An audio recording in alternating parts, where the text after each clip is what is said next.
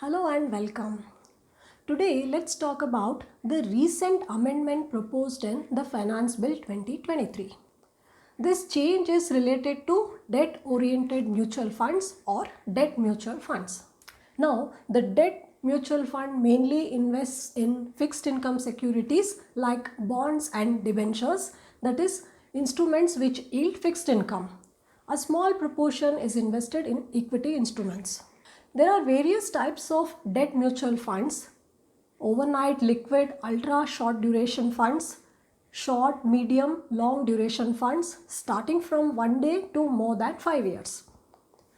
As of now, as far as the taxation of these debt mutual funds is concerned, if you sell units of this mutual fund within 36 months, then income would be treated as short-term capital gain and rate of tax would be as per your slab. But if you sell after 36 months, then income would be treated as long-term capital gain and rate of tax would be 20% flat rate. And here you also get indexation benefit, that is, the cost of purchase is adjusted for inflation. Thus, you would end up paying lower taxes. The amendment that we are discussing today is related to some of these debt mutual funds. Let's call it as specified debt mutual funds. This change is going to be effective from 1st April 2023 onwards once the finance bill is passed. So in today's video, let's see what exactly is this amendment. Then we are going to do a comparison between the existing and the new provisions to understand the effect of this change. After that, we are going to compare this with fixed deposit and understand, after this change, are these debt mutual funds still a better investment option than fixed deposit? We can classify mutual funds into three different categories on the basis of its equity exposure, that is, the proportion of its investment in equity shares of Indian companies. First, we have debt mutual fund, which invests up to 35% in equity instruments, balance in debt instruments. On the other end, we have equity oriented mutual funds, which invests at least 65% in equity instruments and balance in debt instruments. In between, we have another classification where the equity exposure is in the range 36 to 64% and balance in debt instruments. This is also known as debt mutual fund. Let's classify this as the second category, and equity oriented mutual funds would be our third category. In this video, we are not discussing equity oriented mutual funds, and the amendment that we are discussing today is also not related to the second category. To put it differently, this amendment is related to the first category here, that is debt mutual fund, which invests up to 35% in equity instruments. Let's call it as the specified mutual fund. Let us now see what are the changes proposed. First, the period of holding has become irrelevant now.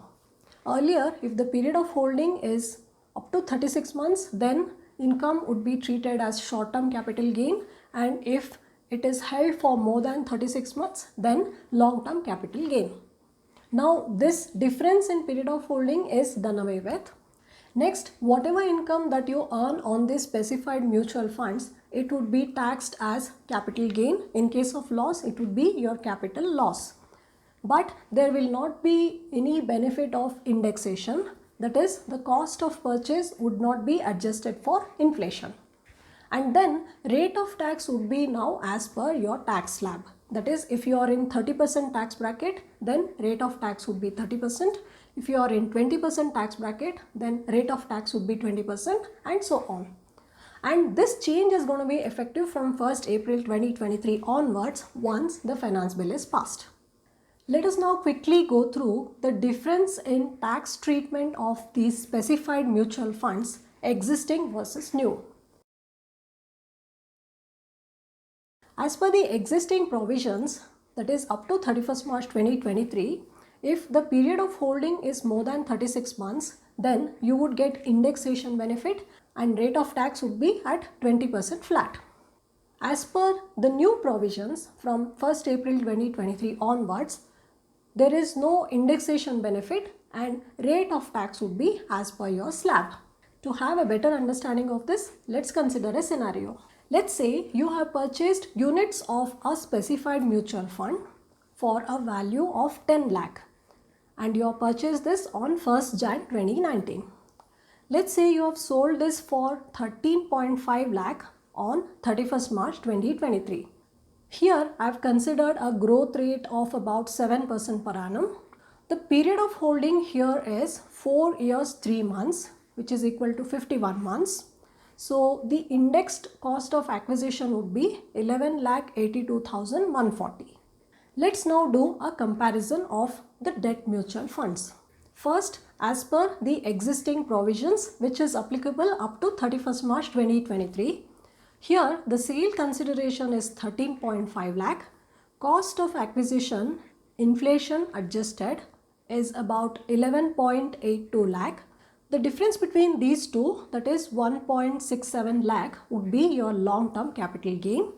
Income tax at 20% would be about 33,570.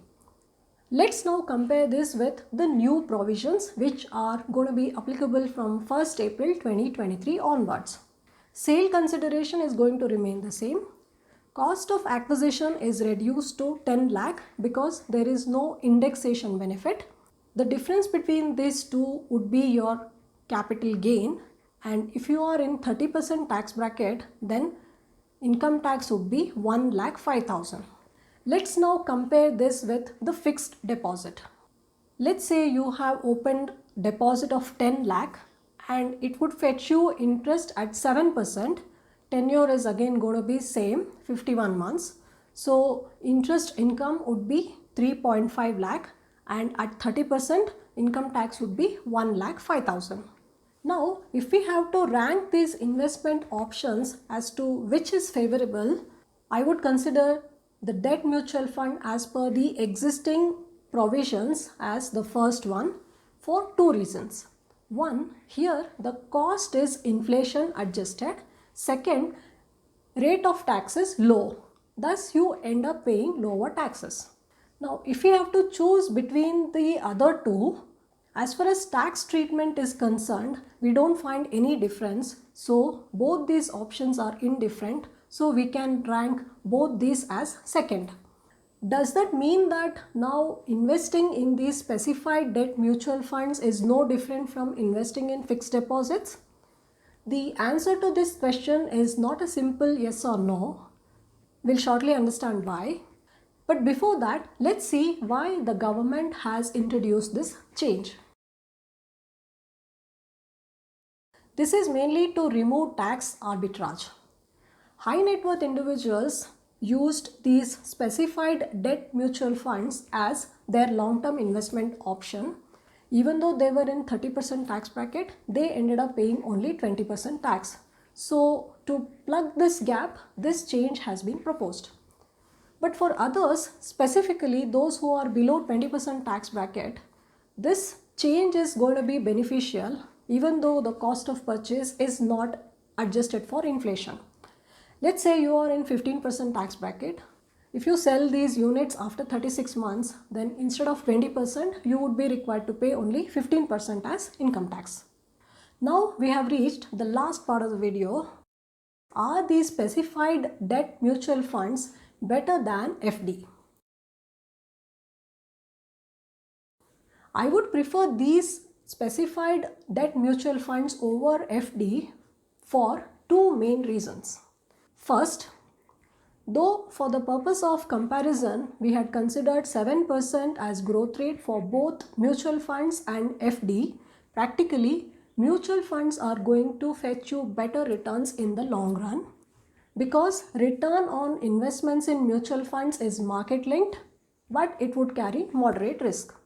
Then you have got SIP option when it comes to investing in mutual funds. But in case of FD, if you have to open monthly fixed deposit accounts, then it would be very inconvenient to you. Also, it would become very difficult to keep track of these deposits. Then in case of mutual funds, if there is any loss, you can either set off or carry it forward to future years. Now the second reason. We have seen that as far as the rate of tax is concerned, whether it is the specified debt mutual funds or FD, it is going to be similar. But even then, I would prefer these specified debt mutual funds over FD. That is because in case of these mutual funds, you would be required to pay tax only at the time of redemption. That is when you sell the units. Unlike FD, where you are required to pay tax on the interest that you earn every year, whether the maturity period is over or not. Then in case of interest on FD, TDS is applicable if the interest income is more than 40k. So your compliances are going to get increased because you would be required to check TDS credit before you file your income tax return. Now you may check TDS credit using the app developed by the Income Tax Department, AIS for taxpayers. If you would like to know how to use this app, you may consider watching my earlier video, the link in the top right corner. The reasons that we have just discussed, these would make sense only if you are risk tolerant, because return on investments in mutual funds is dependent on performance of the market, so it would carry moderate risk, unlike equity shares which are regarded as high risk instruments. But if you are risk averse, that is you do not want to take this moderate risk, then FD is still a safe option for you. I would not say it is risk free, because in case of failure of banks, your FD is safe only to the extent of 5 lakh. But we can consider this as a low risk investment option because returns are not market linked. This is all I have for you today. Hope the video was informative. Thank you for watching.